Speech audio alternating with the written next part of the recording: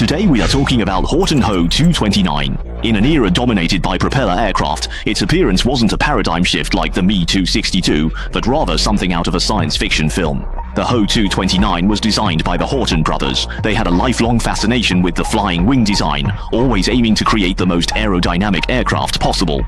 By 1936, the Horten brothers served the Nazi German Air Force, hoping for access to cutting-edge technology and high-ranking Nazi connections. But many officials disregarded them. By 1943, Allied bombing of Germany's heartland intensified, reaching its bombing climax after 1944, when effective escorts became available.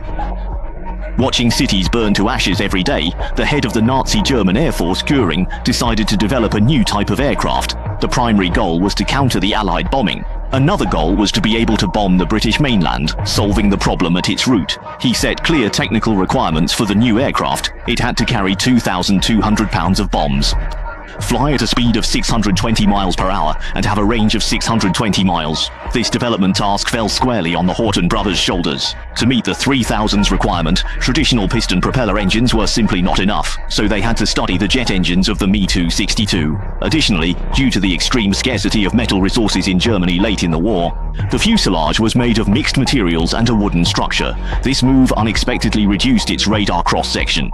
In March 1944, the first assembled Horten prototype made a successful unpowered glide. After its flight quality and technical design were validated, it was fitted with 2 turbojet engines and designated Horten V2 for its upgrade, and completed its test flight in February 1945. However, during a test 2 weeks later, the left engine failed 45 minutes into flight, causing the plane to tumble off the runway during landing, leading to its destruction and the pilot's demise. The Horten brothers were compelled to refine it again. Despite just one test flight, the Nazi German Air Force eagerly ordered 40 units.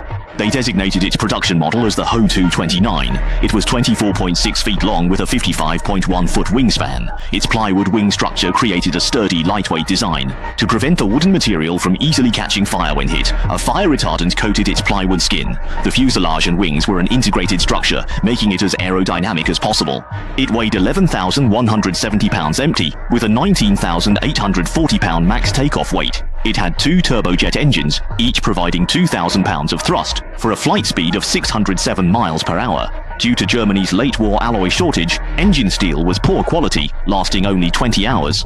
Armament included two 30mm cannons, firing at 380 rounds per minute. The fuselage could carry 2,205 pounds of bombs or auxiliary fuel tanks. Its cockpit even housed advanced electronic switches. In April 1945, the U.S. 9th Armored Division captured this aircraft factory, discovering 20 unfinished Ho-229s and all production line and R&D tech documents. This led to speculation it predated the American B-2 bomber. After all, once they had the documents, they designed the B-2 bomber with an almost identical shape.